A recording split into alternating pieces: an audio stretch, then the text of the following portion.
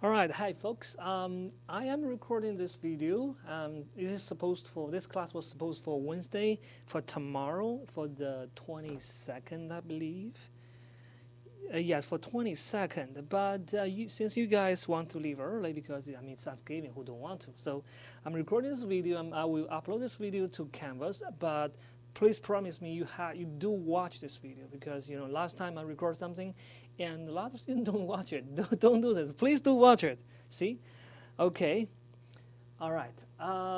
Before we go, actually, one quick question. Last time referring to if I write something on this board, right? So I did not write backward, and it should still show up correct. That's because when it's the system, for some reason, the system inverted everything. So in fact, what you see from that side is backward, but they inverted. That's why you see I'm writing, in the right way. Anywho, so today's class will be the last actually lecture, instructional lecture. We have this is the last piece of the puzzle we will have on hazard waste, and today will be on quantitative risk assessment.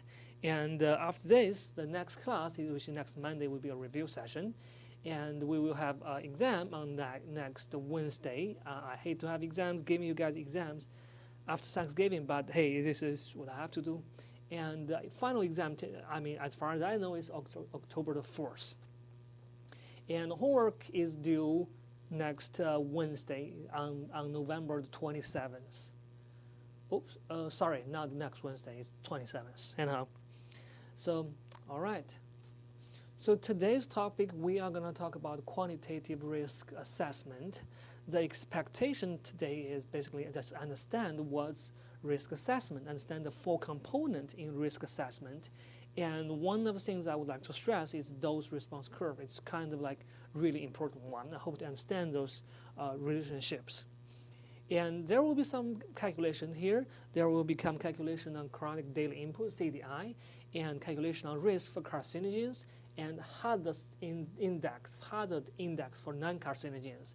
Those are relatively straightforward calculations, so I hope you understand them and be able to perform those calculations. So let's start with the risk. This thing is in fact, it is a probability of injury, illness, or death, mobility or mortality.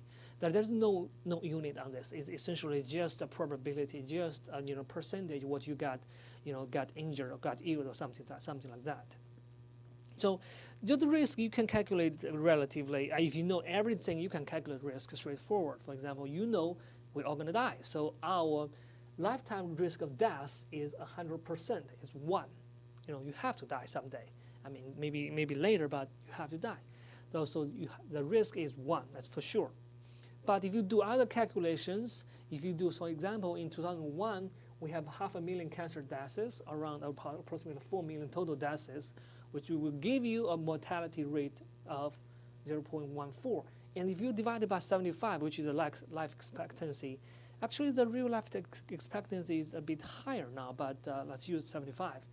It will end up with 0.0019. This is the chance, the risk, you will die one day from cancer, but it's just one hypothesis. And another thing is, you might see this previously, is lost time, person day life, or workday loss. You can quantify them using economically. And this Wilson guy in 1979, he calculated that if you smoke a cigarette, on average, it will shorten your life by about 5 minutes. And but you might heard that someone is saying, okay, I did the calculations. Well, based on this assumption, it looks like I'm probably going to die 2 years ago. But well, it's a bit different. But because people, it's just a risk. It's what's calculated on average. People's situation differs, and we will talk more about later on the dose-response relationships. So the leading of just a quick interesting information. The leading cause of death, cardiovascular disease in the United States, the biggest one, followed by cancer, cerebrovascular disease, pulmonary disease are the biggest leading factors. Well, there is a very, very famous study called the Global Burden Disease, GBD. It's sponsored by Gates and Melinda, Bill and Melinda Gates Foundation, and based in University of Washington, Seattle. they publish a huge compilation of leading cause of morbidity and mortality around the world in every country. I would strongly encourage you to read that report. It gives you very, very detailed information on what is the biggest public health concerns worldwide. And the leading cause of mortality and morbidity in every continent, in every country is very different. So it's all in that report. So what I found out, another interesting thing about the risk is this voluntary or involuntary risk. You know, in the very, very first beginning, you probably don't remember in this class, we mentioned that, you know, PAH, polyaromatic hydrocarbon, PAH. So if you have eat steaks, if you charbroil steaks, blackish thing on the steaks, you overcook it.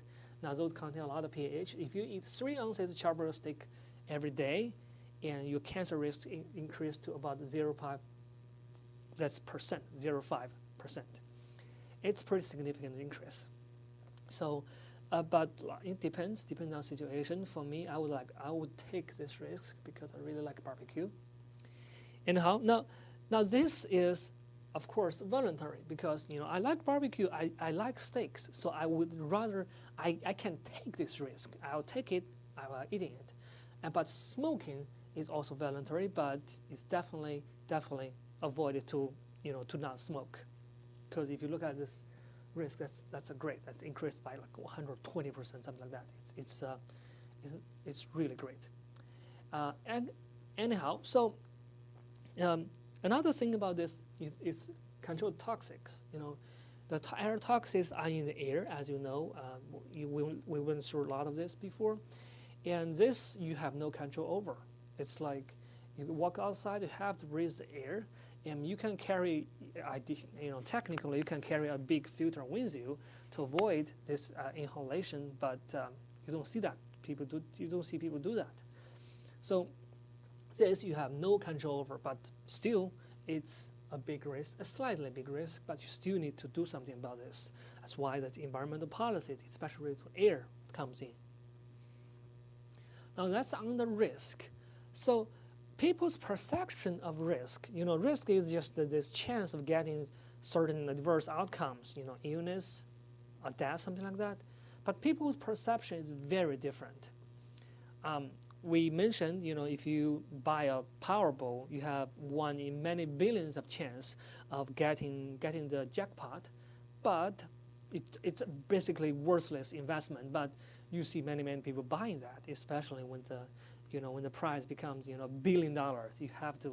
It's very tempting. I admit I bought that one too. So anyhow, but it's if you think about it technically, think about it in like pure mathematical technical point, it's really worthless because the chance is just so teeny. On the other hand, we mentioned this, if you drive and texting, the chance of getting a car accident and die from there is in the hundreds or even thousands level. It's a much bigger chance than just hitting a jackpot in Powerball, but you still do it, right? So it's just a perception thing. And perception is very different. And when it comes to risk, you can't rely on your perceptions. Now, this is just a survey for one is lay group, the other one is expert. And if you look at it, perfect fit. Now, this one tells you if your perception of risk is perfect, you would hit a 1-to-1 line, right? You guess how many people died from car accidents, things like this. It's perfect 1-to-1 line. But as a matter of fact, it's definitely not. Now, this is the lay group.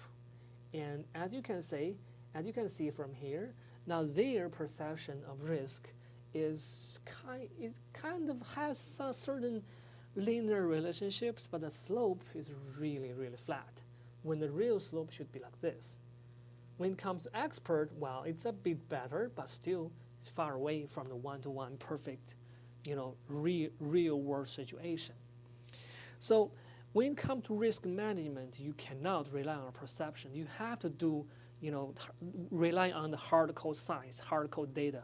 People lie, people have different emotions, data they don't. Data will never lie to you. That's why we need quantitative health risk assessment to actually tell us better how to, you know, live longer and live a healthier life.